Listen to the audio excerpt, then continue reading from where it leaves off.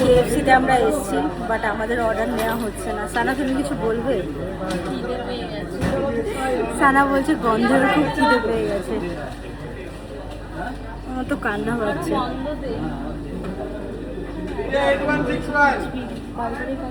আমরা এখানে ওয়েট করছি যে সবার অর্ডার প্লেস হওয়ার পরে যদি আমাদেরটা পসিবল হয় তাহলে আমরা একটু খেতে চাই।